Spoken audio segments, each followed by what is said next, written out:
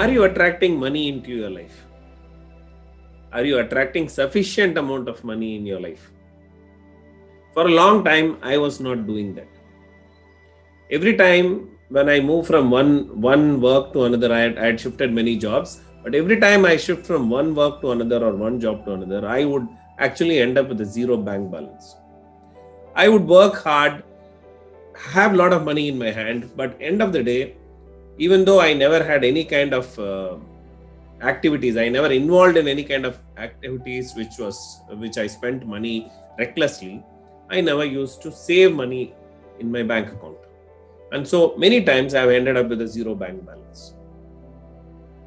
Now, I always used to be very proud of the fact that I would go around telling people that money is not important in life. I think many of you also do that, right? So today in this episode, I'm going to talk about a concept called as poverty consciousness and also prosperity consciousness. Welcome to this episode of Manas. I'm Nandakumar, your wellness mentor. So as I was saying, the fact of the matter was, I always used to tell people, money is not important in life.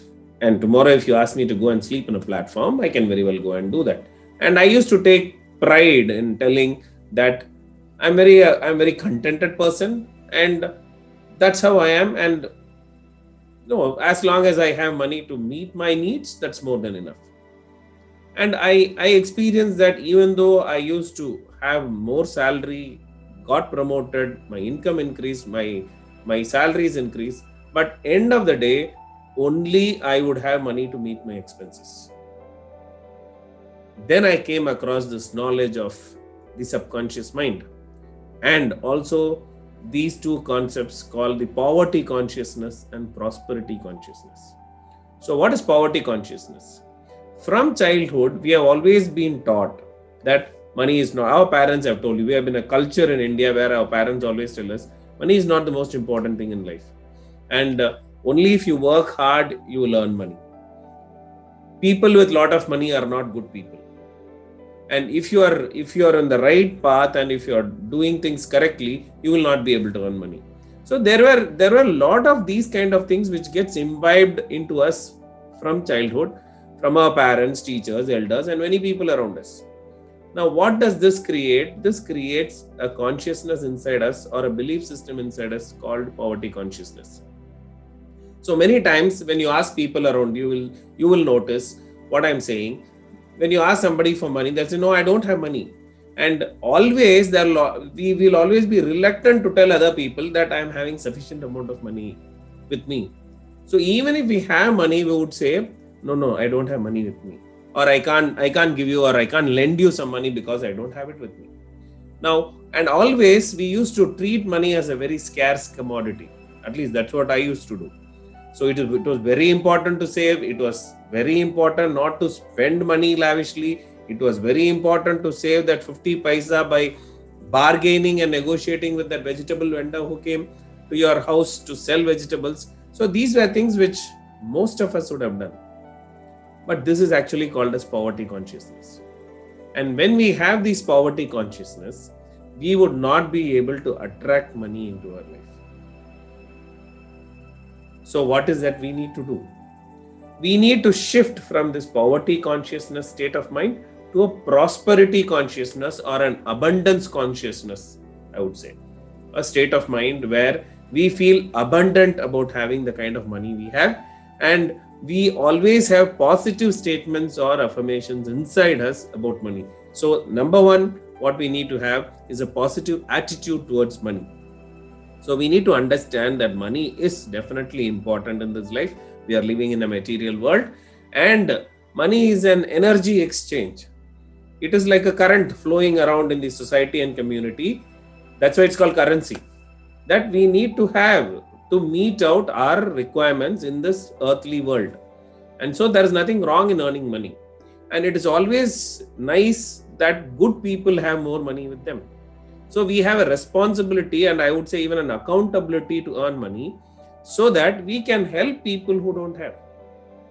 So how do we shift from this poverty consciousness state to a prosperity consciousness state? I started practicing positive affirmations about money. So some of the positive affirmations which I used to practice and which I can share it with you are that I used to say that I'm a money magnet. Money flows to me easily and naturally. I release all blocks, known and unknown, that prevent the flow of money. I'm a money master. My services are so highly valued that people are willing to pay me happily for my services. People are willing to pay me well for my services. I'm worthy of earning money. So these are some of the positive affirmations, so that, or I would call them as prosperity affirmations, so that we are able to rewrite the program which is inside our mind about the negative aspects of money and negative belief systems of money. Our parents used to tell us money doesn't grow on trees, you remember? So these are all negative belief systems about money which we had ingrained inside us, and this actually is becoming a block for us to earn money. Can you believe that? But that's true. So it's very important for us today to understand that we need to have a positive attitude towards money, and definitely money can grow on trees for us if at all we have an abundance mentality, and you can see money all around you. Once I shifted from this poverty consciousness to prosperity consciousness, I started seeing money flowing to me. So I can definitely tell you from my experience that this works.